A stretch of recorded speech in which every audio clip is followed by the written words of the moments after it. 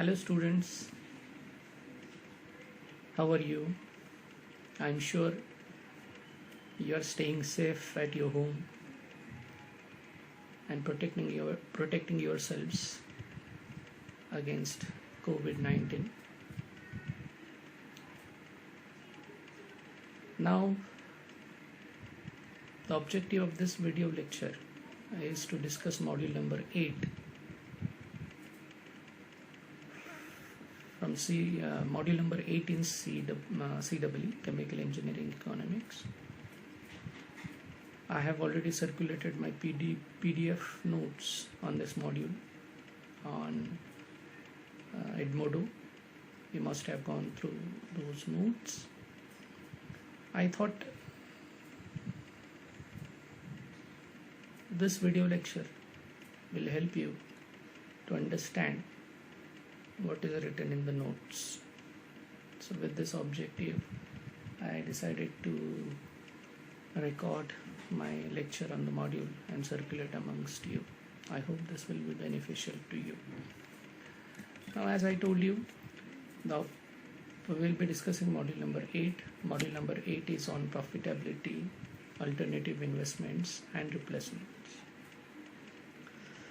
In profitability, you will be understanding the concept of profitability. You will be understanding the process of profitability evaluation, and you will be learning to choose an appropriate option for investing the capital. In alternative investment, we will be discussing those cases where capital has to be invested and there are a number of options and you have to select the best option. So how to select the best option, we will be learning in what is called as alternative investment analysis. So we will be doing that. Then in replacement, so many a times in chemical plants, you may have to replace one of the equipment. So for example, distillation column or a reactor or a dryer or a heat exchanger or an heat exchanger. So for replacing one of these equipments, you need to get a new one. And if there are multiple options of replacing the old equipment, how to go with the best option. That is what you will be learning in replacement. So let us first start with our discussion on profitability. So first we will be I'll be introducing the concept to you, profitability. In simple words, profitability is nothing but measure of amount of profits that could be obtained by making a capital investment. If you have money to invest in a particular business, then with the help of profitability analysis, you will be able to get an idea of how much profit you are going to get by investing that money. That is why we are saying profitability as a measure of amount of profits obtainable by making a capital investment. Then the profitability analysis, what does it include? When one does profitability analysis, what exactly he or she is doing, let us understand. So profitability analysis include determination of profits. This is in simple words, profit is calculated by deducting all expenses from the total income. So determination of profits is one task that is carried out in profitability analysis. And then you have to select the best option for investment if multiple options are available. If there are more than one options where you can invest your money, then you have a question of deciding on which option would be the best. So you can take the help of profitability analysis to select the best option. So these are the two important things that are carried out in profitability analysis. Here, another important thing regarding profitability analysis, we have to mention that profitability analysis, in case of profitability analysis, only those investments are considered which have a potential to earn profit. There are number of investments which are done not for gaining profits but for some other purpose. Say for example, for providing recreation facilities to workers in a company. So that is not going to give profit directly. So in profitability analysis, these investments will not be considered. We are going to consider only those investments which have a potential of giving profits. Whenever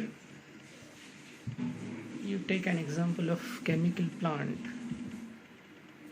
where is the capital investment done as far as chemical plants are considered? First, it will be invested to start a new chemical plant, or it would be invested to replace a piece of equipment. If one of the equipment in the plant is worn out or it is not functioning properly, and a decision is made to replace that with a new one, so there you will have to make a capital investment. So as far as chemical plants are concerned, there are two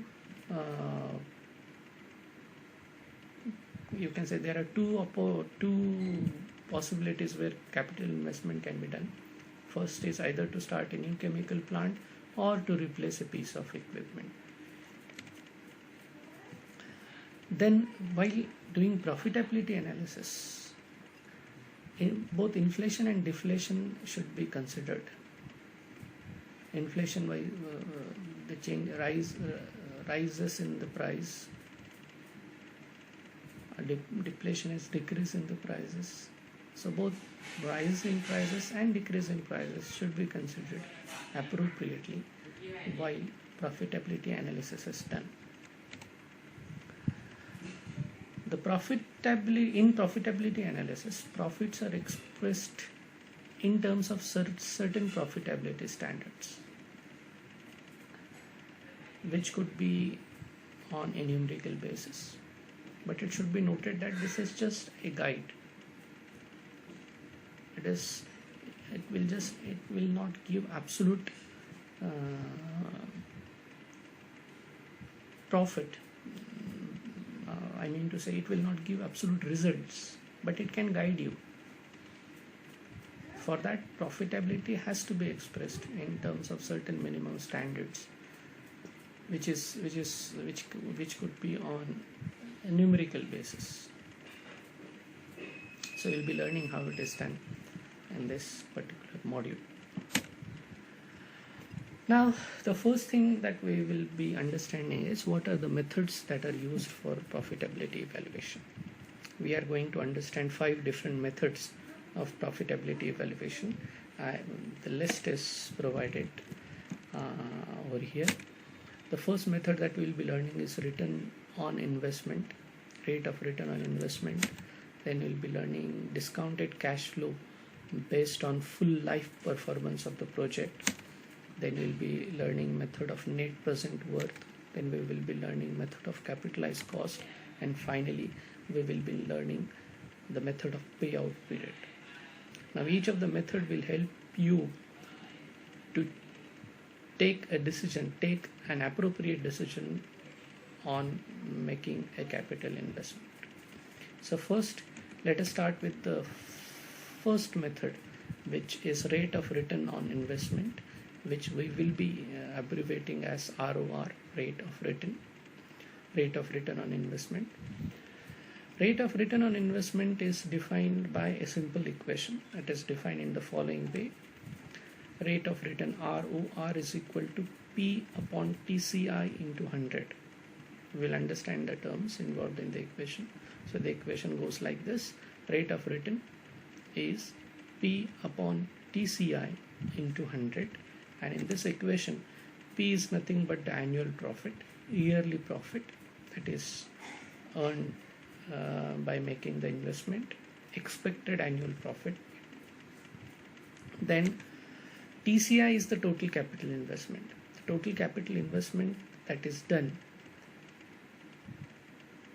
that is taken. Total capital investment includes fixed capital investment and working capital investment. So this is how a rate of return is defined. Now the another thing is, if you are talking about profit, it could be a gross profit or a net profit. Accordingly, based on this, the rate of return will be termed either as before taxes and after taxes. Rate of return before taxes, rate of return after taxes. So for that, first of all, we will have to understand what is gross profit and what is net profit. The gross profit, it is calculated by using this equation. PGR is equal to I minus E, where PGR stands for the gross profit and I is the annual income, yearly income, and E is the total annual expenses. All possible expenses are considered as a total, and they are deducted from the total annual income to get gross profit. So if you use PGR in the equation for calculating rate of return, ROR is equal to PGR upon TCI into 100, that will give you rate of return before taxes. Why we are saying it is before taxes? Because income taxes are not deducted yet from the profit. Then the net profit, as we learned how to calculate the gross profit, let us learn how net profit is calculated. Net profit will be calculated in the following way.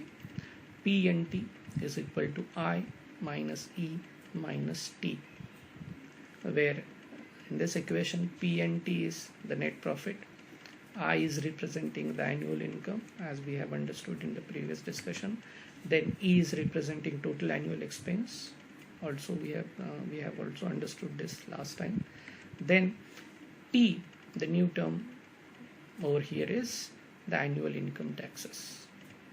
So in short, when you deduct annual income taxes from the gross profit, gross annual profit, you get what is called as net annual profit.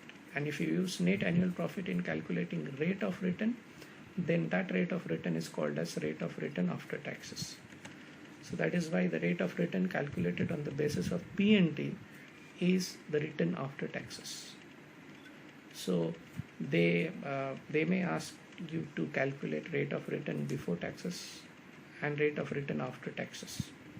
So you should know this. Rate of return before taxes is based on gross profit. Rate of return after taxes is based on net profit.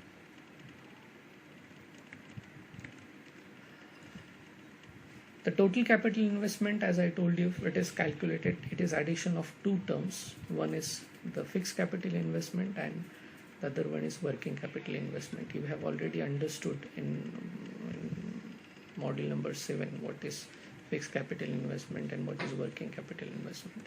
So total capital investment is fixed capital investment plus working capital investment. TCI is equal to FCI plus WCI, where FCI represents fixed capital investment, WCI represents working capital investment. You add these two components to get the total capital investment. Use this total capital investment in the equation for calculating rate of return. Okay. So there is another way of reporting rate of return, which we will be discussing now. One way you have already learned. You divide the total profit by total capital investment, multiply it with 100 to get rate of return. This is one way. The other way of reporting rate of return is like this. So what is done? In this case, or this method, it is identified as return based on capital recovery with minimum profits. Return based on capital recovery with minimum profit. How it is calculated? What is done in this method? The expected annual profit is considered as a hypothetical expense and it is added to the annual expenses. So whatever annual expenses you have, to those expenses you add the minimum expected profit. So when suppose the minimum expected profit is 10% of TCI, total capital investment. So you find out what is this amount. You just take 10% of the total capital investment. Whatever amount you get, you add to the total annual expenses and you get the modified annual expenses and use this to calculate the rate of return. So in this case, if you are doing this, since you are already considering the minimum expected profit as expense, so by this method the investment whose rate of return is even 0 could be acceptable. At least 0. Even if it is 0, it is acceptable, because when it is 0, it is so because you have considered the minimum expected profit as annual expense. Okay, so we'll be learning this how we will be learning how this is calculated in a numerical, which I'll be discussing next. So that ends our discussion on the theory part of the first method of profitability evaluation, which is rate of return on investment. Next we will be discussing a numerical on this method.